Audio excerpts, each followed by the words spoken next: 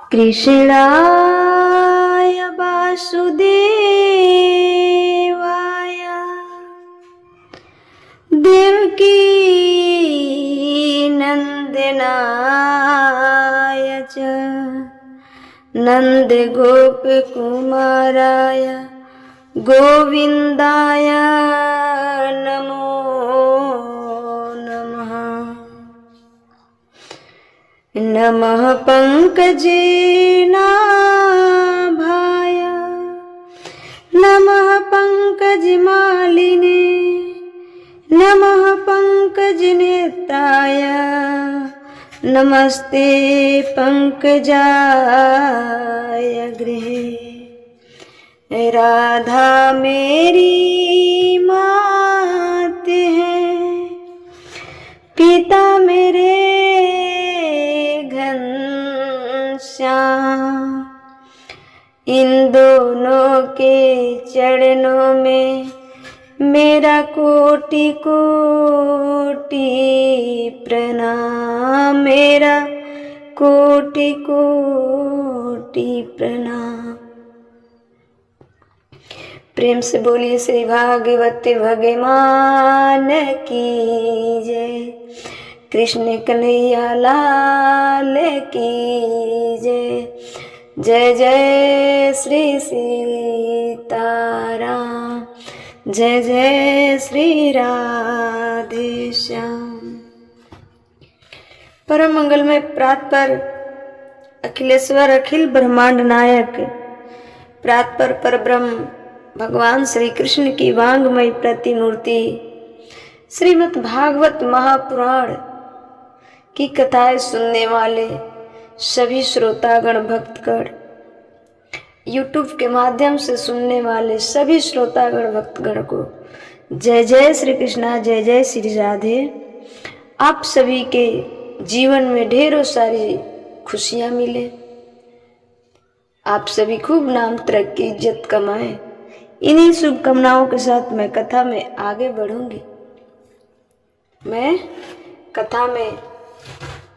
बढ़ूंगी। जैसा कि कल की कथा में आपने सुना कि भगवान के पूजा के लिए हम ये नहीं सोचना चाहिए कि पहले क्या करें, कुछ भी करो, और भगवान को पाने के लिए सबसे पहला कोई चीज है तो प्रेम। इस पर हमने अगली वीडियो में विस्तार से चर्चा की है। आगे आज मैं आप सभी को भगवान के विवाह की कथा सुनाऊंगी। रुक्मिणी जी के प्रथम विवाह की कथा हमने सुना दिया है। रुक्मिणी जी के साथ जो विवाह हुआ उस कथा को हमने सुना दिया है। प्रिय भक्तों, आज भगवान के दूसरी विवाह की कथा मैं सुनाऊंगी। आप सभी ध्यान पूर्वक सुनिएगा और भगवान से प्रेम कीजिए।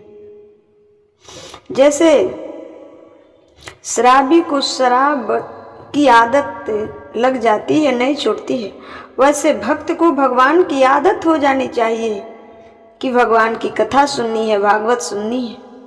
यही भक्ति है। भगवान ने ब्रजमंडल का दर्शन कराया। अब भगवान के अन्य विवाहों की चर्चा हम आपको धीरे धीरे प्रत्येक वीडियो में कराएंगे, श्रवण कराएंगे। आप सभी ध्यान पूर्वक सुनिए। भगवान का दूसरा विवाह संपन्न हुआ। किससे? जामवंती से। जामवंत जी की बेटी जामवंती से भगवान के दूसरा विवाह संपन्न हुआ। द्वारिका में एक व्यक्ति रहा करते थे, आसित्य श्रताजित्य। आसित्य श्रताजित्ते सूर्यो भक्तस्य परम सखा प्रीति अस्तमय मणिम प्रदात सूर्यस्तो अस्मन्यतकम। सत्राजित भगवान सूर्य का बहुत बड़ा भक्त था। वे उसकी भक्ति से प्रसन्न होकर उसके बहुत बड़े मित्र बन गए थे। सूर्य भगवान ने ही प्रसन्न होकर बड़े प्रेम से उसे स्वयं तक मणि आसित सत्राजित सूर्यो भक्तस्य परम सखा आसिते अस्मतगम मणि आसिते सत्राजित सूर्यो भक्तस्य परम सखा प्रीति तस्मै मह्यं प्रदात सूर्यास्तुष्ट अस्मन् कमयात। बड़े भक्त रहा करते थे। एक दिन सूर्य भगवान ने उन्हें मणि दी। भगवान श्री कृष्ण ने कहा, ये मणि राजकोष में जमा कर दोगे, प्रजा का कल्याण होगा। और सत्राजित ने हाँ ना कहीं। एक दिन सत्राजित को भैया वो प्रसेनजीत नाम था, मणि पहन के जंगल गए और शेर ने उनका शिकार कर लिया। शेर का शिकार जामवंत जी ने किया। प्रसेनजीत सत्राजित के भैया प्रसेनजीत मणि को पहनकर कहाँ गए? जंगल गए। तो जंगल में गए तो जंगल में शेर प्रसेनजीत का शिकार कर लिया और प्रसेनजीत का शिकार किसने किया? शेर ने किया। शेर का शिकार जामवंत जी ने किया और जामवंत जी मणि ले जाके अपनी बेटी को खेलने के लिए देते हैं। जामवंत जी शेर के जब शिकार किए तो मणि जीत लिए, तो मणि अपने बेटी को खेलने के लिए देते हैं। सुनिएगा भगवान का विवाह का लीला। भगवान कोई भी विवाह अपने इच्छा से नहीं किए। एक ही विवाह है जिसमें भगवान को दहेज मिला है, बाकी सब इमरजेंसी थी। सत्राजित को लगा कृष्ण ने हमसे मांगी, हमने नहीं दी, लगता है हमारे भाई को मारकर कृष्ण ने मणि को चुरा लिया। देखिए भगवान श्री कृष्ण पर भी क्या कलंक लगा है झूठा। सत्राजित के मन में क्या भाव आया कि भगवान श्री कृष्ण ने ये मणि मांगे, हमने नहीं दिया, तो क्या पता भगवान कृष्ण ने हमारे भाई को मारकर मणि को चुरा ली। भगवान को झूठा कलंक लगाया है ना, है ना। एक बात कहें, ध्यान से सुनना मेरे भक्तों प्यारे। भगवान को भी कलंक लगाया दुनिया वालों ने, फिर आपको और हमें कोई कलंक लगाए, इसमें कोई आश्चर्य नहीं है। इसलिए खुश रहो हर पल, हर हाल में भगवान को, हर हाल में खुश रहो। भगवान को कलंक लगाया झूठा तो हम और आप किस खेत की मूली हैं। भगवान ने गणेश चतुर्थी की चंद्रमा को देखा था, इसलिए कलंक लगा। इसलिए कभी भी गणेश चतुर्थी की चंद्रमा का दर्शन नहीं करना चाहिए, दर्शन नहीं करना चाहिए। जिस दिन गणेश जी रखे जाते हैं ना, उस दिन की चांद को नहीं देखते। कोई देख लेता है ना तो झूठा कलंक लगता है। लिखा है रामचरितमानस में, जो आपन चाहे कल्याणा, जो आपन चाहे कल्याणा, सुजसु सुमति शुभ गति सुख नाना। सो परनार लीलार गोसाई, तजऊ चौथ की चंद की नाई। रामचरितमानस में गोस्वामी तुलसीदास जी लिखे हैं, जो स्त्री आपका कल्याण चाहती है वो पराये पुरुष से बच के रहे। जो स्त्री अपना कल्याण चाहती है वो पराये पुरुष से बच कर रहे, और जो पुरुष अपना कल्याण चाहते हैं वो पराई महिलाओं से बच के रहे। अपने पत्नी और अपने पति में खुश रहना चाहिए।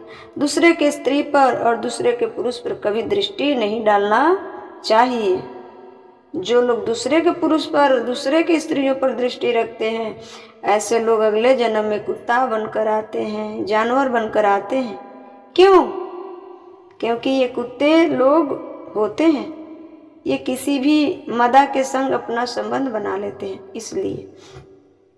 इसलिए तो भगवान श्री कृष्ण को क्या लगा?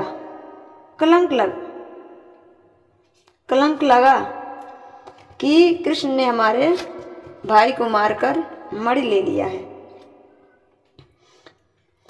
कृष्ण ने हमारे भाई को मारकर क्या किया है? मणि ले लिया है।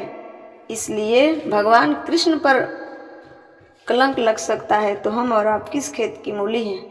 इसलिए जो आपन चाहे कल्याणा सुज सुमति सुगति सुखनाना, सो पर नार लीलार गोसाई, तदहु चौथ के चंद की नाही। ये जो चौथ के, गणेश चतुर्थी के जो चांद होते हैं ना, उस चांद को, उस तिथि के चांद को जो देखता है उसके जीवन में कलंक लगना ही है। बताइए, आपकी भगवान श्री कृष्ण जब देख लिए तो उनके जीवन में वो कलंक लग गया, तो हम और आप किस खेत के मूली हैं? हम और आप किस खेत के मूली हैं कि हमें नहीं लगेगा? इसलिए भगवान श्री कृष्ण पर झूठा कलंक लगा और वो मणि जामवंत जी के पास था। मणि किसके पास था? जामवंत जी के पास था।